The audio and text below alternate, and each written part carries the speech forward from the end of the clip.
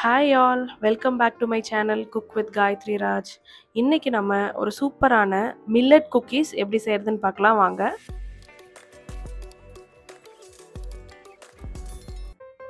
Room temperature butter எடுத்திருக்கேன். இது வந்து ஹோம்மேட் பட்டர். ரெசிபி லிங்க் வந்து டிஸ்கிரிப்ஷனில் கொடுக்குறேன் பாருங்க. இன்னைக்கு மில்லட் பவுடர் எடுத்திருக்கேன். இன்னைக்கு நான் வரகு மில்லட் எடுத்திருக்கேன். இதுக்கு பதிலாக நீங்கள் எந்த மில்லட் பவுடர்னாலும் எடுத்துக்கலாம்.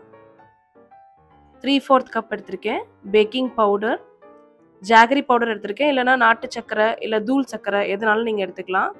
Vanilla essence. வாங்க எப்படி செய்யறதுன்னு பார்க்கலாம். பவுலில் பட்டர், ஜாகரி இது ரெண்டுத்தையும் நல்லா க்ரீமி கன்சிஸ்டன்சி வர வரைக்கும் நல்லா மிக்ஸ் பண்ணிக்கலாம். வெனிலா எசன்ஸ் ஆட் பண்ணுறேன். மில்லட் பவுடர், பேக்கிங் பவுடர் இது எல்லாத்தையுமே நல்லா மிக்ஸ் பண்ணிக்கலாம். நல்லா ப்ரெஷர் கொடுத்து மிக்ஸ் பண்ணுங்கள். இன்கேஸ் மில்க் வேணும்னா லைட்டாக ஸ்ப்ரிங்கிள் பண்ணிக்கோங்க. பட் நான் இன்றைக்கி மில்க் யூஸ் பண்ணல. நல்லா நீங்கள் ப்ரெஷர் பண்ணி பிசைகிறப்பவே நல்லா இந்த மாதிரி டோ மாதிரி ஃபார்ம் ஆகிடும். இந்த டோவை வந்து ரோல் பண்ணிக்கலாம். இந்த மாதிரி ப்ரெஸ் பண்ணிவிட்டு மேலே ஒரு பட்டர் பேப்பர் போட்டுக்கோங்க. 1/8 திக்னஸ் இருக்கிற மாதிரி ரோல் பண்ணிக்கோங்க.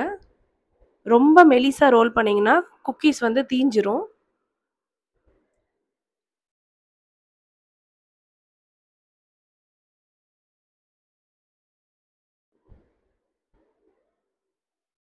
இப்போ நல்லா ரோல் பண்ணியாச்சு.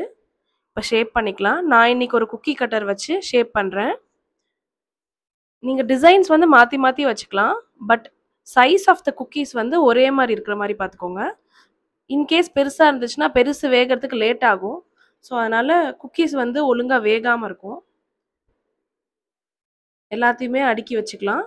இந்த மாதிரி கேப் விட்டு அடுக்கிக்கோங்க.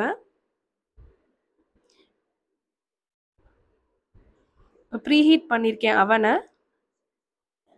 இப்போ 12 to 14 minutes 170 டிகிரி செல்சியஸில் பேக் பண்ணிக்கலாம்.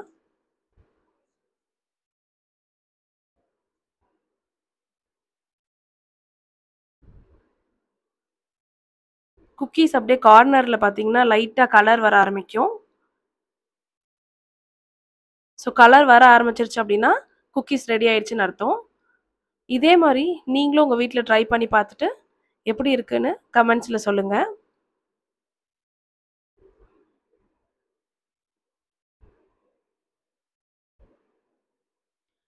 கொஞ்சம் ஆறுனதுக்கு அப்புறம் குக்கீஸை எடுத்து சாப்பிட்டு பாருங்கள். Eat tasty, be happy.